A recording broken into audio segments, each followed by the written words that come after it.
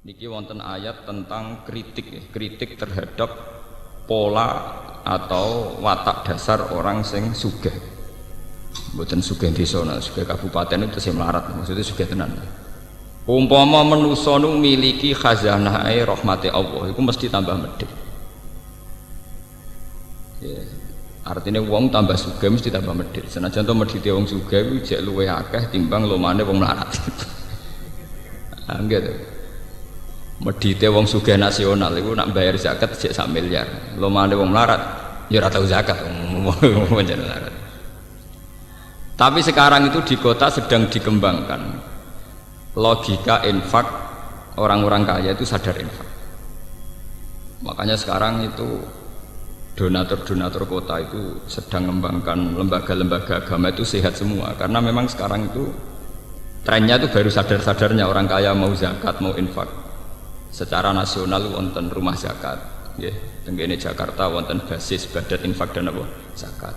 Dan lembaga-lembaga kayak di Universitas Islam Indonesia atau UGM ya wonten lazis lembaga infak dan apa zakat, terus rumah zakat, basis dan sebagainya.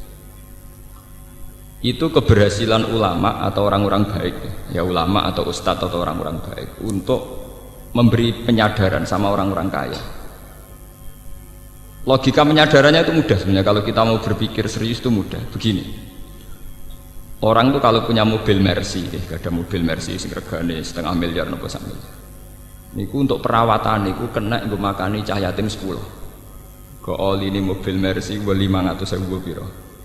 Paham? Engko tuku bensinnya 1 liter sing super nopo niku yo larang. Semua peralatannya larang. Apalagi orang-orang kaya yang punya selera aneh, misalnya ngrumat bulldog atau herder. Niku jatah dagingnya itu 1 hari 5 kilo. Gue ngrumat cah yatim niku. Lah nek di herder sing sedina daging 5 kilo, niku artinya nek 50.000 mun 250.000 ping sak wulan terus itu. Nggo ngrumat apa? Herder. Kalau orang-orang kaya kota itu kan aneh-aneh, kadang punya kebun binatang mini dan itu artinya biayanya apa? Tinggi, nggih.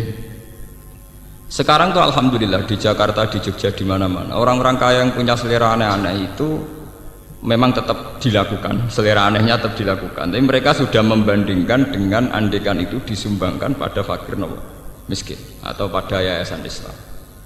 Artinya tingkat keborosannya untuk hal-hal yang kayak begitu diinfakkan sama fakir miskin atau yayasan.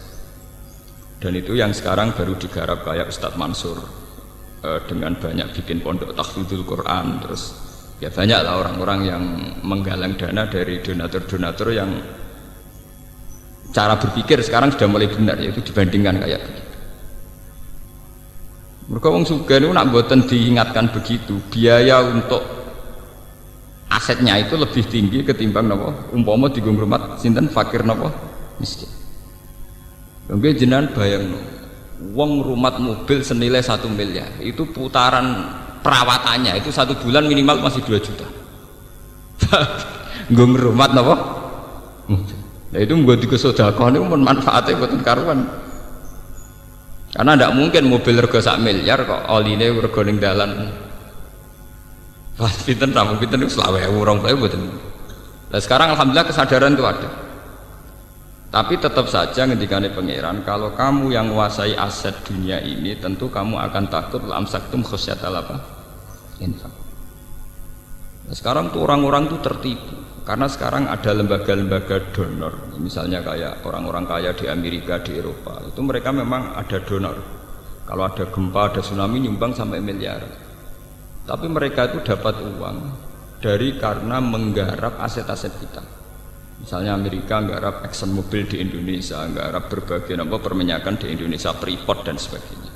Memang ada dana safety net, dana sosial. Ya dan memang miliaran karena dari aset triliunan tentu napa. Sementara kita sing mau donya dikano separo wae cek 20.000 wong donya induke mung 50.000. Dikano separo mung selawe napa?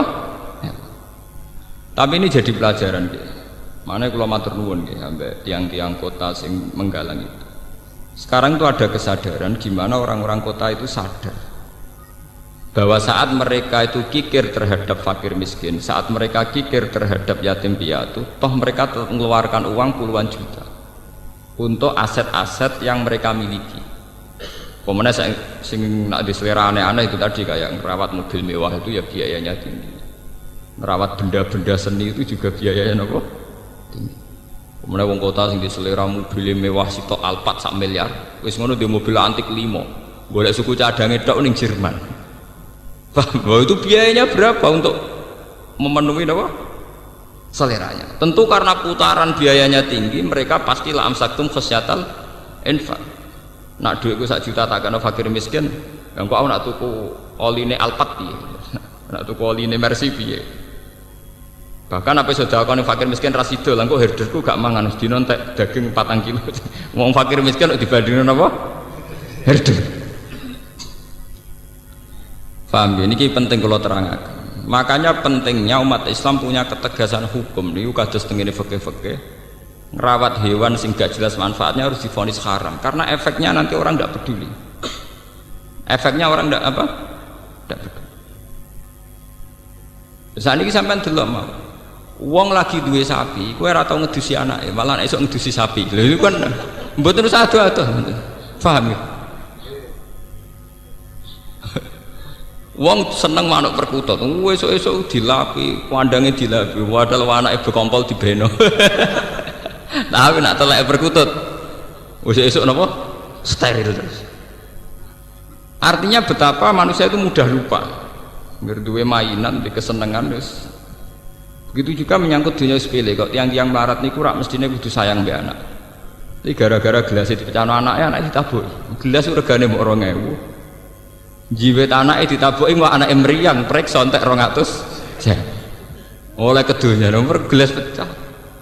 Nak kula tak haramno tenan bojo kula nyentak anak perkara gelas pecah, TV menek gelas TV pecah kira-kira rata sentak. Mosok anak kok dibandingno TV, anak kok dibandingno gelas. Ya itu tadi karena kita merasa memiliki. Dan ini cara ilmu hikam, cara tasawuf. Kenapa terjadi khasyatan infak? Karena salahnya kamu tamlikuna khazaina rahmati rabbi. Kamu merasa memiliki. Jadi awal dari kamu kikir karena merasa memiliki. Itu beda dengan dari awal kamu hanya merasa titipan. Merasa itu milik Allah yang diamanatkan ke kamu. Karena itu bisa merekonstruksi, bisa merubah pola pikir Anda. Saya sampai di duit, ngerasa itu mau titipane pangeran, wae pangeran. Tentu cara kamu berpikir wa fi amwalihim haqqul lisaili wal mahrum, bahwa dalam harta yang kita miliki ada hak bagi orang lain. Tapi kan kita terbiasa dengan bahasa keangkuhan, ini milik saya, hak saya. Paham ya? Makanya cara ilmu-ilmu tasawuf, wong nak salah awale mesti salah mrine. Sing disebut al bidayah lahiyan nihayah. Al bidayah lahiyan nihayah. Kawitane perkara mesti dadi akhire perkara. Sampeyan nak duwe dhuwit 50.000 dari awal ngerasa wae pangeran mau titipan. Iku lomo ya gampang. Tapi nak dari awal ngerasa waekmu ya aneh. Sampeyan dadi kiai nak ana santri kirimane pangeran, cek bubar cek apa ya enteng. Dhisik sing nekakno pangeran saiki sing bubar pangeran. Tapi nak ngerasa wae ngaji kiai liya godhinge ra karuan. Terus meriang. Mergo ngrasa wae dadi iku ya ana asal usule wong medhit wong drengki ya ana napa asal usule. Paham ya? Ngrumat anak bojo ki ngoten. Kula nu nganggep bojo kula ya amanate pangeran sing dititipno kula kan ngrumat anak nggih. Sehingga tingkat otoriter kita, tingkat otoritas tertinggi kita, tingkat otoriter ya sifat-sifat menang sendiri ya kurang. Wong aku diamanati ke otoriter. Coba kalau itu kamu wong wedok wani wong lanang. Wong lanang pemimpin tertinggi. Oh, terus saya naik dewe. Makanya itu ada orang salah langkah itu ya dari awalnya cara berpikir salah. Makanya kalau maknani wa tamlikuna khazaina rahmati rabbi ngrasa duwe. Sebenarnya dia tidak pernah punya tapi ngrasa napa? Ngrasa. Coba kalau zaman Kanjeng Nabi nak nglatih wong lomo itu gampang. Pancen Nabi wong pinter jadi nak nglatih. Misalnya ada cerita gini, ini jadi pelajaran bagi kita. Suatu saat Nabi itu tanya Aisyah, saya ingin sarapan dengan daging yang tadi. Jadi Aisyah, wah muntelas ya Rasulullah, daging yang tadi sudah saya kasihkan fakir miskin. Jare Kanjeng Nabi, kowe salah Aisyah. Sing mbok kekno sing ijek. Jadi alhamdulillah sah ijek ana sing ijek. Artinya kalau daging itu dimakan untuk kepentingan pribadi, kanggo selera, niku entek. Mergo dekne entuk hadud dunya, tapi justru dikakno fakir miskin niku ijek. Alhamdulillah sah kok ijek. Lha mun kula kok ana fakir miskin lha iku malah sing ijek. Sehingga orang-orang dulu itu karena anut Kanjeng Nabi itu biasa misalnya di duit 50.000 dikakno wong 20.000 digo ngamal. Mergo ben ana sing ijek. Paham gitu? Ben ana sing ijek. Nah, kita kan walian muni sing ijek sing ning kota. Pancen uteke wis Cina. Paham ya? Dadi niku Kanjeng Nabi cara nglatih pinter. Dari awal dilogikakan begitu. Begitu juga masalah ibadah. Kita ini kalau istirahat, tidur atau santai itu jenenge ngenakno awak. Itu kan bodoh ya. Wong tidur layah-layah kukar-kukur ning ranjam kok jare ngenakno awak. Itu kan melecehkan harkat manusia. Nah Kanjeng Nabi boten dari awal darani istirahat itu kayak sholat. Kanjeng Nabi itu kalau punya masalah ekonomi, masalah beban sosial itu sering cerita ning Bilal, arifna ya Bilal. Mbok aku paringi istirahat Bilal, aku kasih istirahat. Apa istirahatnya Nabi? Yaitu saat Bilal azan dan bergegas melaksanakan sholat. Sampai Nabi ngendikan wa qurratu aini fis sholat. Aku itu tenang nak sholat Bilal. Sehingga beliau tersiksa kalau tidur itu tidak merasa nyaman karena menunggu sesuatu yang disenangi Nabi yaitu sholat. Sehingga kalau sholat, kalau kita akan kebalikan, sholat itu problem. Mergo ganggu wong tuh. Kalau Nabi kebalikan, titah manusia sing seneng turu seneng istirahat dianggap problem. Karena beliau syauk isek cepet-cepet napa sholat. Sehingga kalau Nabi pas sumpek, pas sedang ada masalah sosial atau keluarga niku ngendikan teng Bilal arifna ya Bilal, mbok aku dikasih istirahat. Niku nak Bilal sekali azan, niku Nabi wajahnya kita berbinar-binar senang. Dan itu rahasia bagi Aisyah, sudah rahasia keluarga. Do seneng semua keluarga sih. Mergo Nabi badhe napa? Salat. Nabi ketok ceria, ketok seneng. Mergo Nabi sing mbak dawuh wa qurratu aini fis salat. Sehingga dengan cara berpikir begitu, itu beliau mudah sekali atau yang meniru beliau mudah sekali melakukan tatajafa junubuhum anil madaji yad'una rabbahum khaufan wa tama'an. Karena muslim sejati kan logikanya gampang. Masa saya orang yang punya akal, punya iman, nikmati kukur-kukur ning ranjam ambek molat-molet. Mestinya aku luwih nikmati datang mencari Tuhan, yad'una rabbahum khaufan wa tama'an, bercengkrama dengan Tuhan, bermunajat dengan Tuhan. Sehingga ketika bercengkrama dengan Tuhan, munajat, tahajud itu nyaman. Sehingga nganggap tidur itu problem.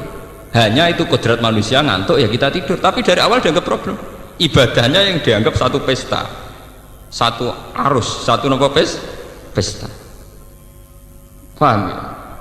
Nah kita kan walian, nopo? Ya. Tahajud dianggap problem, kukur-kukur ning ranjam dianggap pesta. Ini kan bodoh. Tobat ya, jangan ngaji ini nopo? Tobat. Itu penistaan harkat manusia, paham? Penistaan harkat nopo? Kita yang katanya punya akal, punya visi modern, jebule ngledek mau seneng kukur-kukur dhuwur ranjang. Bagaimana orang kaya ini punya harkat ketika pesta dengan Tuhan, munajat dengan Tuhan dianggap sebuah problem. Akale ning ndi? Wong pesta ambek pangeran dianggap problem. Dan ini yang dilakukan para nabi. Sampai Sayyidina Umar ketika kena panah dan ketika ditarik itu sakit. Mergo panah itu bentuknya kados pancing, ditambah mlebu ditarik tambah sakit. Mergo bentuknya kados pancing wonten grendele. Apa kata Sayyidina Umar? Ya wis nggo jupukna pas salat. Ketika beliau pas salat dijupuk niku mboten krasa. Aku salat wis ana salam krungu. Ana apa ya krungu.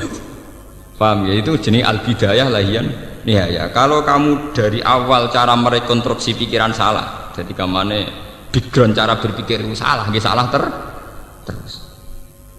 Misalnya lomo gini kan, carane lomo piye? Dari awal kita jangan menganggap kita punya harta. Kados kula lah contoh yang saya alami. Kados kula ngaji begini itu dari awal niat lillahi taala. Ya sudah saya nyaman. Pokoknya mulang Quran aku seneng. Mergo iku kitab buah, sudah. Sehingga saya tidak mudah kecewa tentang fasilitas, tentang hak-hak saya. Coba kalau dari awal saya punya tradisi transaksional, ngaji gak diregani ini, loro kabeh ngati ya loro ya rapat ikhlas ya. Itu kan karena salah awalnya. Makanya ulama-ulama dulu mentradisikan orang itu harus cara berpikir kata Sulam Taufik, kata Sulam Sabinah, ya kudu minallah wa ilallah wa billah. Sing cara wong latihan ngaji merujukno bingung min huwa la huwa bihi maksudnya minallah wa ilallah wa billah. Kita punya rahmat begini ya, kita iman dari Allah, kemudian rahmat ini kita salurkan, kita ngajar, kira sedekah juga karena Allah. Punya kekuatan itu semua juga atas nama rahmat Allah, sehingga itu membunuh keangkuhan, membunuh kepikiran, membunuh hal-hal yang jelek. Tapi dari awal kowe ngerasa duit ku WM. Ketika sedekah ning wong ya ngerasa wong utang jasa mbek kowe, mengko duit ku jare WM. Wong iku utang jasa ning kowe. Lah nek kowe dhuwit 10.000 iso dadi pahlawan, kok pangeran sing di bumi ra dadi pahlawan, tekemu beda kok endi. Kowe semper ta semper. Mulan bener Quran ana wong ra ikhlas diarani kaumun sing layak kilun, wong ra ndek akal. Wong ra ikhlas cara Quran wong ra duwe napa? Akal. Logikanya jelas. Kalau saya punya uang 1 juta tak kasih ke orang, saya merasa pahlawan. Bagaimana yang punya bumi enggak dianggap pahlawan? Wong kula iso liwat ngekekno fakir miskin ya liwat bumi ku wae pangeran. Engko aku di dhuwit kadol jagung sing gawe jagung ya pangeran. Misalnya aku mergo dadi visioner dibayar dadi profesional sing nekdir rahmat iku ya pengen. Lho saiki didik 1 juta tak kena fakir miskin iso undat-undat. Iku nek ora saking sempere wong. Makanya ikhlas itu logika tertinggi. Saya itu pernah seminar teng Jogja ditakoki, kenapa Pak umat Islam menyarankan ikhlas? Jawaban itu enak. Ikhlas adalah logika tertinggi seorang manusia. Karena dengan ikhlas artinya kita berpikir objektif. Jika Anda punya uang 1 juta kamu kasihkan fakir miskin dan kamu merasa itu uangmu, itu namanya tidak rasional. Bagaimana Anda merasa itu uang kamu? Ya, karena yang kerja saya, kamu pakai apa kerja? Pakai tangan kakimu, itu yang bikin juga Allah. Semua itu ciptaannya Allah. Kamu bisa melakukan itu juga ciptaannya Allah. Bagaimana mungkin kamu merasa kalau uang itu milik kamu? Makanya sama-sama ngaji Quran, nak wong alim yang kastanya tinggi, tentu dia akan baca walillahi mulkus samawati wal ardh, bahwa semua ini milik Tuhan. Ya akhirnya bisa melakukan innama nut'imukum liwajhillahi la nuridu minkum jazaa'u wala syukur. Aku ngekeki mangan kowe iku ikhlas, ya ora kepengin mbok wales, ya ora kepengin kata matur nuwun. La nuridu minkum jazaa'u wala syukur. Karena logika ikhlas itu paling gampang. Kula niku mboten nyesal misalnya sampeyan dadi kiai bubar ana sing seneng, kula mboten nyesal. Semua amal yang saya ikhlaskan itu pasti abadi di depan Allah. Meskipun mungkin cara lahir ada genjang-genjing di kehidupan ini. Misalnya rasanya jadi kiai kadang yang naik turun gelombang. Nah, kula mboten ate kepikir. Wong kanca-kanca kula sering konsultasi mbek kula. Gus sampe dadi kiai kok pede. Ngamal apik jera pede jawaban kula. Lah nek sampean misale Gus, jenengan ditakdir jatuh ora ono sing seneng kowe. Ora ono jatuh, nek ra ikhlas ku jatuh. Angger jek ikhlas ora jatuh. Lah saiki aku duwe pengaruh ya mulai ibadahku ngaji. Sampeyan nek pengaruh bubar ibadahku wiridan dhewean gampang kok repot kan. Ibadah yang kedua ya infak, pas marah deh sabar toh macam ibadah yang marah apa meneh. Pas dadi kiai ibadah mulang, setelah dadi kiai wiridan kok repot. Artinya kalau semuanya berdasar ikhlas itu pasti nyaman, pasti apa? Nyaman. Tapi kalau dari awal berdasar hadzun nafsi, hak-hak kita itu akan rusak semua. Paham ya kalau balen ini? Jadi carane ikhlas itu dimulai cara berpikir yang benar, termasuk untuk menghindari sifat kikir. Kata Nabi Muhammad, sah aku kepengen sarapan daging mau. Ya Rasulullah sayang daging itu mun telas. Lho kena apa entek? Kula sukakno tiyang niku. Aisyah sing mbok kekno iku sing ijek. Sehingga dulu sahabat itu nek ana perang utawa napa-napa lu cepet-cepetan berlomba ngekeki. Mergo jare ben ijek. Ben apa? Ben ijek. Iki jenenge lantana lil birra hatta tunfiqu mimma tuhibbun. Sahabat Tolha suge-suge sahabat, duwe perkebunan kurma paling disenengi. Ketika ana ayat lantana lil birra hatta tunfiqu mimma tuhibbun. Kowe ora bakal entuk keapian nganti sedekah barang sing paling mbok senengi. Niku mikir, kebun mana yang paling dia senengi. Bareng wis ketemu Bairuha niku terus ya Rasulullah Bairuha niku kebun kurma paling kula senengi, kula sakno jenengan. Nah saiki kan gak apa sudah kok golek sing paling ora disenengi. Misalnya wedhus golek sing kuru, paham ya? Dhuwit golek sing receh. Nah, kan terus kualik kabeh. Ya karena dari awal itu nganggep sedekah itu yang abadi. Berarti nak sing tak kekno barang paling apik kok sing abadi tak panen ning akhirat ya barang sing paling napa? Karena konstruksi pikirannya sudah benar, otaknya sudah benar, paham ya? Tapi kita kan boten nganggep yang kita kuasai itu yang masih, yang kita kasihkan orang yang hilang. Begitu juga Nabi Ibrahim, terus Abu Bakar, Sayyidina Umar, orang-orang soleh itu begitu. Kalau baleni malih, jadi masalah cara berpikir itu kita harus anut Rasulullah. Di misalnya Nabi itu nganggep sholat itu istirahat, nganggep tidur itu kodrat manusia. Jadi tidur yang dianggap problem, bukan sholat yang dianggap apa? Sehingga coba sampean delok teng Quran, tatajafa junubuhum, mereka mengangkat lambungnya, ngangkat songkot tempat tidur, anil madoja. Lho bahasa Arabe nggon turu ora jenenge nggon turu. Nggon turu artine nggon setengah mati, nggon wong aras-arasen, nggone wong kukar. Sementara sholat itu satu pesta dengan Tuhan, satu komunikasi dengan Tuhan, Raja alam raya ini. Wong kowe ketemu presiden bangga mrakaruan. Mestinya cara logika kita, lo sholat itu harus kastanya tertinggi karena tempat di mana saya munajat be pangeran, komunikasi be pangeran. Sementara ranjam statusnya mau tempat tidur, tempat harasan. Dengan logika ini kita mudah sekali mengorbankan sing jenenge tempat tidur demi sholat, paham ya? Nah, tapi itu dari awal cara berpikir orang ngono. Jangan ngantuk ana azan. Waduh. Wayahnya pisan. Oh, 2,5 munafik. Itu dalam terminologi Quran bahasa ekstrimnya itu setengah munafik logika begitu. Itu sing disebut Quran wa idza qamu ila sholati qamu kusala. Wong munafik ku salat tapi rasa-rasen. Jadi nak salat yo ana rasa-rasen iku ana semi munafik e cara Quran. Lho niki tenan. Iku wonten ayate. Nggih wa idza qamu ila sholati qamu napa kusala. Supaya kamu tidak munafik nak sholat kudu terengginas karena kamu nganggap itu pesta, satu kehormatan di mana kita hanya seorang hamba diberi hak komunikasi dengan Allah Raja alam ini. Dia cara berpikir diulang-ulang, kados kula harus diulang-ulang terus. Ya Allah, saya sedang komunikasi dengan Engkau Raja alam ini. Engkau adalah zat paling penting dalam kehidupan saya. Engkau adalah zat paling penting dalam kematian saya. Sehingga diulang-ulang. Dan itu yang dilatihkan Nabi Ibrahim kepada semua umat. Ini gue inna sholati wa nusuki wa mahyaya wa mamati lillahi rabbil alamin. Ya Allah, engkau zat terpenting. Karena engkau zat terpenting, sholat saya demi engkau, hidup mati saya juga di tangan engkau. Wa bidzalika umirtu wa ana minal muslimin. Dengan logika ini, dengan tauhid ini, nak urip kula terserah jenengan, mati kula terserah jenengan. Kula pun nyerah total, aslamtu li rabbil alamin. Kula nyerah teng jenengan. Utawa sebagian redaksi wa ana awwalul muslimin.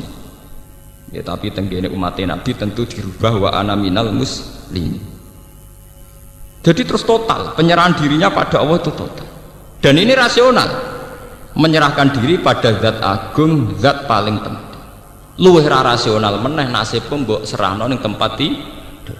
Utang akeh, masalah akeh, sembuh pokoke penting turu sik. Kowe turu artine rak nyerah lah.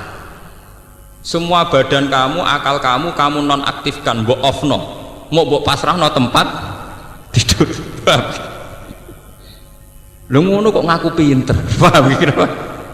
Paham ya? Ya kok ngaku soleh, kok mentolo, teke keliru, ngaku soleh, ngaku lewat ngaji niki sampean akan tahu kenapa tidur dianggap problem, sholat dianggap pesta.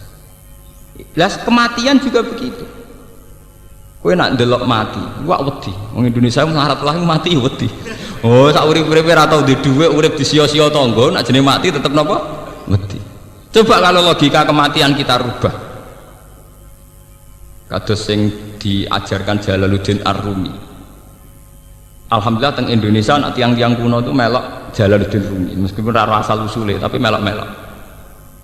Meskipun akhirnya dipakai teroris. Jalaluddin Rumi itu seorang sufi zuhud. Beliau terkenal sekali, tiang Khurasan. Beliau itu hasil muridnya banyak, beliau pengaruhnya besar. Beliau saking senangnya Allah itu punya tarian isek, yang disebut tarian apa? Rumi. Jadi nyanyi wiridan-wiridan sambil apa? Nari.